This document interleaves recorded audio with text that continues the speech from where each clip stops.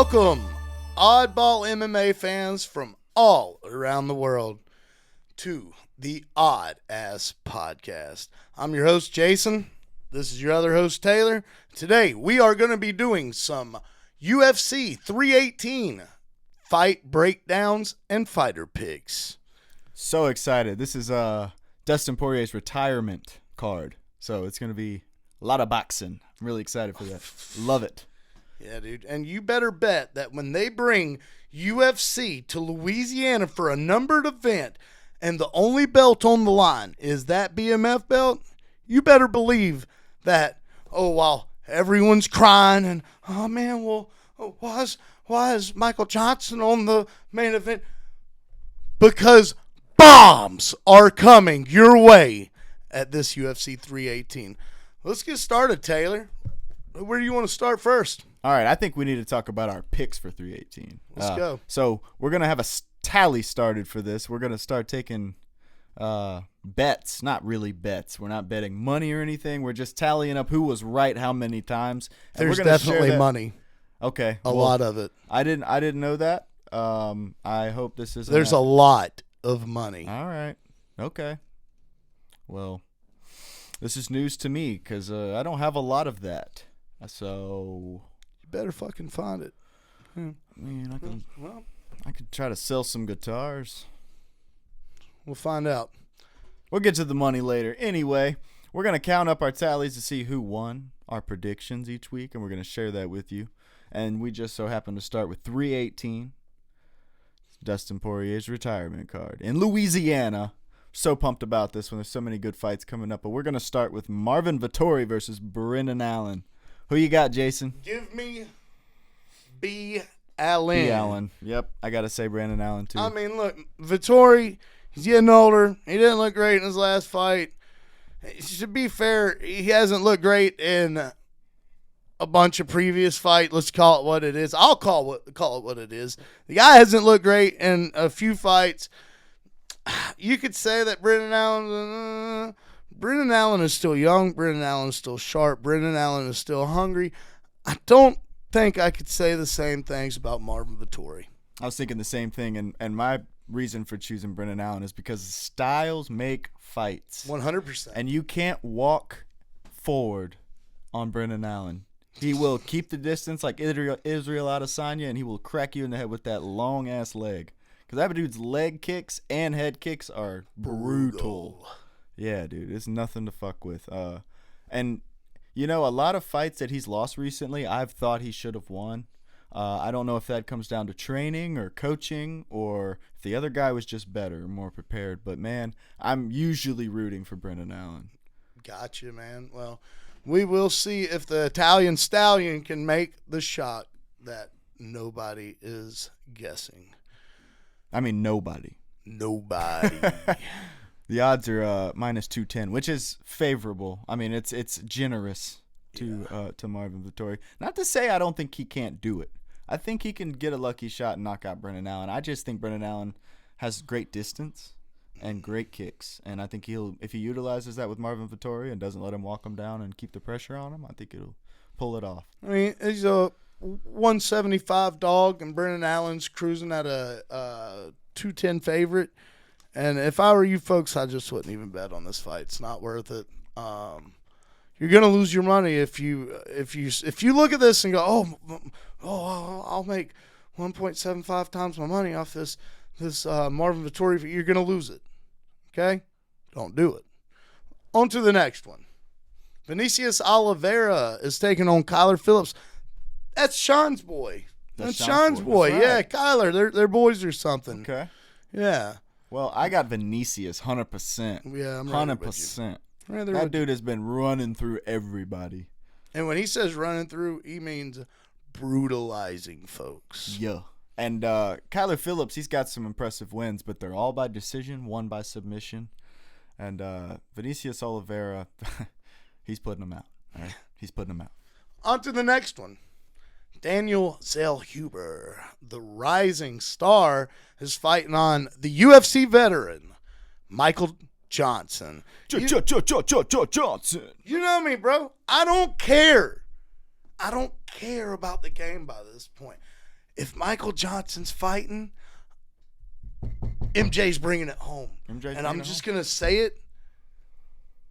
I'm taking Michael Johnson. And I don't know how he gets it done. I really don't know if he gets it done. But, hey, I'm riding with my dog, all right? And my dog is Michael Johnson, apparently. That's commendable. That's commendable. My heart certainly says Michael Johnson, but my wallet and my brain says Daniel Zellhuber. He's a rising upcoming guy, 15-2.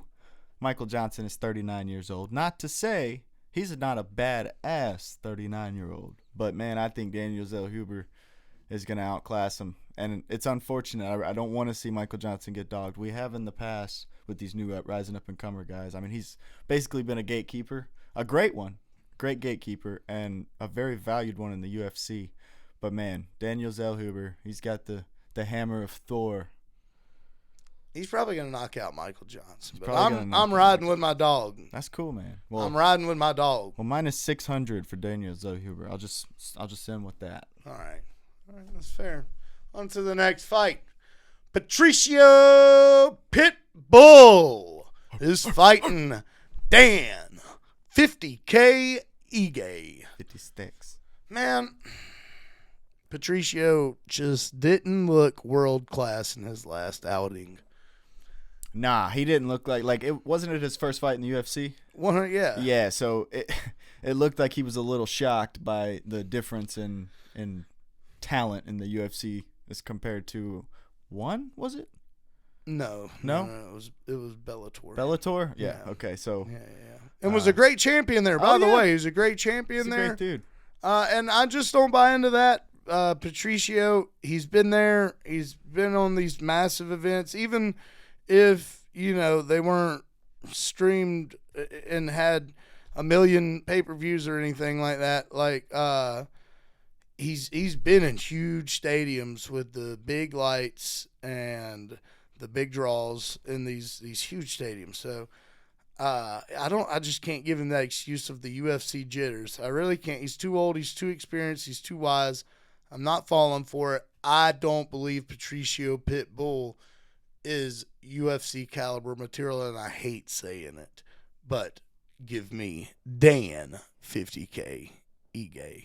I got Dan 50K Ige as well. I mean, we keep seeing it happen, and not to say I don't love watching these Bellator guys come in. I mean, love it. It's very exciting when they do. I mean, that one wasn't. Yeah. Let's be honest. That one was a snooze fest. Do yourself a favor, folks. Don't watch Patricio Pitbull's last fight. But, it just happened again with Patchy Mix. He was this huge prospect coming in, and, I mean, he just looked like an undercard. That's another one. Do yourself a favor, folks. Don't go watch Patchy Mix's last UFC outing. Nah. I mean, I was embarrassed watching that because I was excited. I was embarrassed to be excited about that fight after I started watching. I was like, this is not what I want to, the UFC main cards to look like. But it is what it is, man. You can't have them all. Dan Ige is a dog. But yeah, Dan Ige keeps showing up on no notice and destroying dudes. So I'm here for all the time. Let's go, Brad. Let's do it. Let's go. D-Rod versus Kevin Holland. I saw D-Rod in Charlotte. Really? Yeah. I saw a lot of really cool people in Charlotte. He happened to be one of them. He lost the fight, though. I think he fought Ian Gary. Fairly certain that was the Ian Gary fight. Thanks. So you saw Ian Gary. That's pretty cool. Yeah, I saw Ian Gary. Sick. Yeah. He was sick. I think he knocked out D-Rod. If I'm not, I might be wrong about that, but I don't think I am. I think he knocked out D-Rod on that card. Can I just say I'm so glad Kevin Holland's been in the winning column after taking those dives for the UFC, basically. Not literally speaking.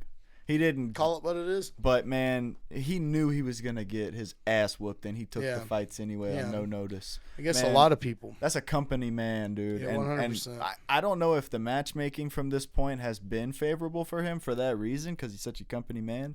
But it's been so nice seeing him just go in there and choke these dudes out, man. I've been loving it. And he's fighting. He's so active, man. I just love Kevin Holland. Anytime he's fighting, I'm excited. I'm going to tell you what. Give me Kevin Holland. I know a lot of our picks have been the same, but, I mean, I'm not going to try and just go out and lose a wager to make things exciting or anything. So, give me Kevin Holland in the Kevin Holland versus D-Rod. I think that this is actually going to be a submission win. Yeah. And it's not really even because I think he's scared of D-Rod's power that he does have or the technique that he uses, which is sweet, and the, iron heart that he has in his chest, which you got to call it what it is, bro. He's a fighter's fighter, For sure. And he's going to go out there. He's going to face it headstrong. There's going to be a lot of violence really quick, and I think that maybe a knockdown situation leads into a submission, or maybe Kevin at some point in time gets knocked down and has a submission attempt lead into a threat level situation. That's how I think it's going to happen. So I would take Kevin Holland by submission, and I bet that's paying good, too, on the money line.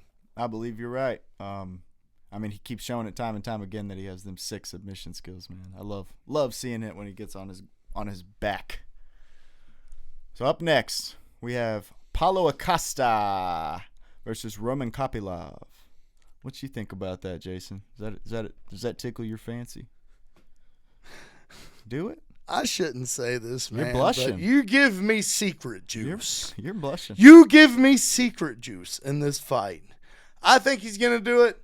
I have no evidence to back up that claim, but Secret Juice has been looking fresh. He's been looking confident. He's been looking sick, dude. He looks like a whole new man because he's goofing about there for a little bit and what have you. But Roman Kopylov is a dog.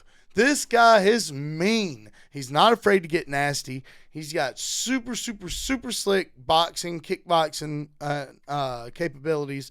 And he's going to have to put Paulo Costa is going to put every bit of what he knows to test. And we will see if he can pass it. But I think not. I think Secret Juice Boachina is going to take the win on this one. Man, I can't see it, man. I got Roman Kopylov all day, man. That guy's been running through everybody, just like Vinicius Oliveira. But, man, this guy's been so... He lost to your boy, though. He did. That's because my boy is the shit, dog. My boy is awesome. To your boy, though. But so did Brandon Allen. Voted for him. Hey. But, man, I just kick knocked out Chris Curtis. I love watching Kopylov knock people out. Absolutely love it. And I'm watching it right now on accident. But, man, Kopylov all day. Give me that. He's going to knock him out. Now, I do love the prospect of this being a boxing match between the two because they're both sick boxers. Yeah. And I would even go as far as to say that Kopylov might have a hard time with Paulo Costa. Just might. But dude, he's got that wrestling if he does. So that leads me to my reason. We're gonna find out. All right. We're gonna find out Saturday night. In the wise words of Max Holloway, we're gonna find out Saturday night. That's right. That's right. Speaking of Max Holloway, we are live at your main event. Dustin the Diamond Poirier versus Max Blessed Holloway. The Hawaiian Killer, Max Holloway, is taking the dub from the Diamond. This guy he's fought him twice already. Dustin has beaten him twice. I have no evidence to provide, a solid reason for why I'm taking Max, other than Max has always taken this fight on short notice. He had a week to prepare for him the first time. I think he had 2 weeks, maybe something like that. The second time, he's had time to prepare. He's had time to do his physical strength. He's had time to get in there and work on his defensive wrestling and jiu-jitsu. He's had time to get in there and sharpen and hone in on his boxing and kickboxing skills, even though he really doesn't really throw that many kicks at all, Holloway. But Dustin is going to come prepared. He's mean, guys. If you don't know who Dustin Poirier is, I've been saying it all episode, but he is a dog. Okay?